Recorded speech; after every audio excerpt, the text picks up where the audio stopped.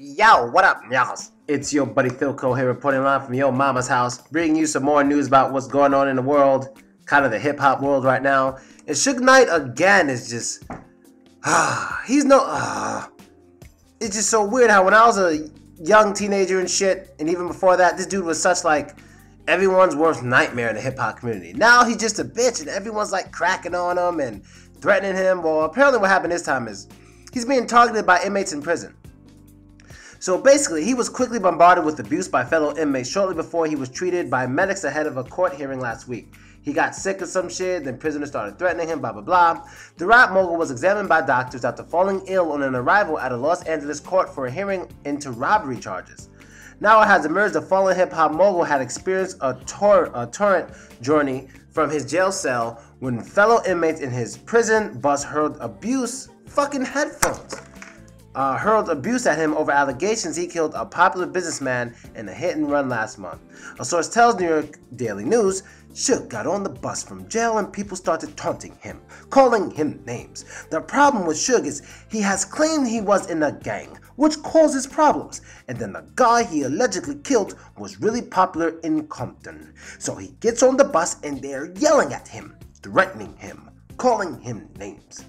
Knight has pleaded not guilty to murder, attempted murder, and hit and run over the death of Terry Carter, a friend of his.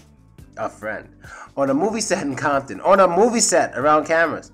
California last month. Another man, actor Clay Bone Sloan, I don't know what the fuck that is, was injured during the incident. Knight's court hearing on Thursday was canceled due to his health issues. Alright. Now back to my opinion on Suge Knight. That's what's going on. So this dude's getting threats and shit. Prisoners want to fuck him up. This shows that anyone can go down. Anyone can fall. Anyone can fall. You could be the fucking biggest mogul. You could be the Don. Anyone can have a downfall. Anybody. It doesn't matter who you are. You be one of the biggest things around, then you could just not be shit. Now in his case, he was never a rapper. And white people sometimes make the mistake and call him a rapper on the news. I fucking hate that. He was never a rapper, you know. He just did business in hip-hop, you know. He was a part of Dre, Snoop Dogg, Tupac, all those Dog Pound dudes, you know. He had something to do with all of their careers to some extent. Some a little, some a lot, but whatever, you know. But even to them, he's a shiesty-ass dude. Like, no one ever trusted him. From the West Coast or the East Coast, these people really didn't trust him.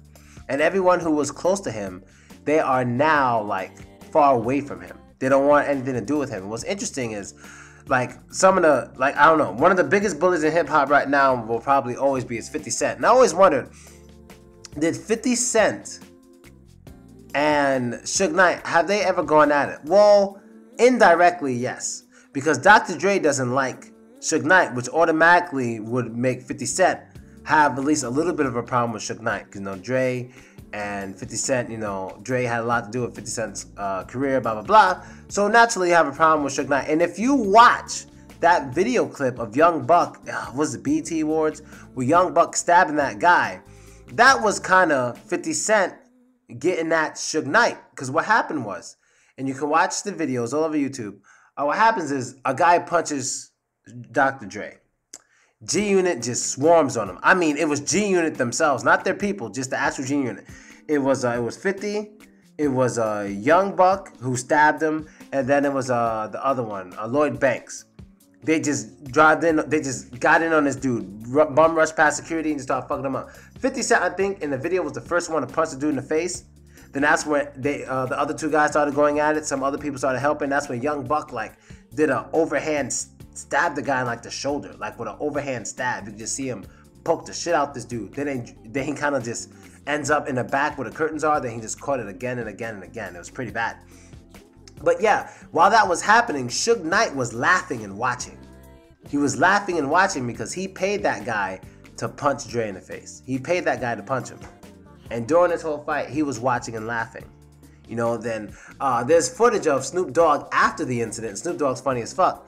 There's footage of Snoop Dogg after the incident telling people what happened, because this whole thing went down when Snoop Dogg was on stage.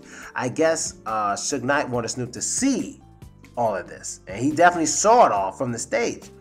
And he was talking about, he didn't say Suge Knight's name, But Snoop Dogg was talking about Suge Knight in the trailer. He was like, yeah, you know, that nigga, you know who I mean. That nigga was standing there with his cigar laughing like, ha, ha, ha, ha. I don't know why the fuck they let him in here. He wasn't allowed in at the other awards, but he's allowed in this one, blah, blah, blah. So he was always known as a shiesty ass dude, and even to recently. But he's definitely falling off. He's becoming very petty compared to how he used to be and who he used to be.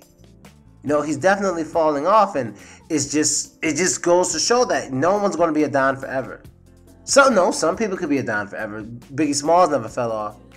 Tupac never fell off when it comes to his when it came to his people following him, people liking him. Yeah, you know, he never really fell off, but he did kind of fall off track with his mentality. How he went from pro-black, you know, respect women, and, you know, partying, having fun, to fuck y'all niggas on the East Coast, whatever, and all that shit. He fell off with that, but he didn't fall off to the amount of respect he had.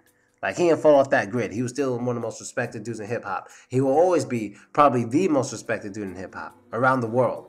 You know, even more so than Eminem. Eminem is one of the best rappers, but Tupac will always be one of the biggest icons. You know, he probably is the icon. You know what I mean? And he never fell off. So I don't know. That's really all I have to say about this. It's just the Suge Knight guy.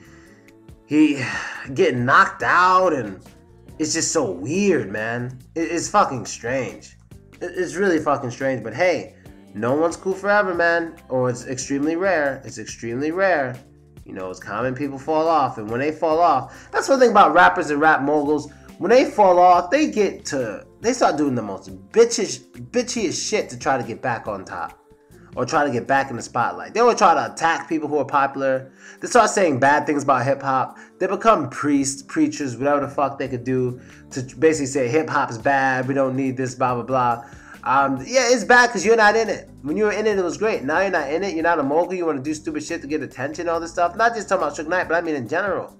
Mace did that shit. A lot of people doing that shit. It's like, get the fuck out of here. Your time is over. You had your time, enjoy it. Stop hating on people who got the light now. Who in the spotlight. Stop hating. God damn, just stop hating. You know? That's basically it, people. I'm out. Later.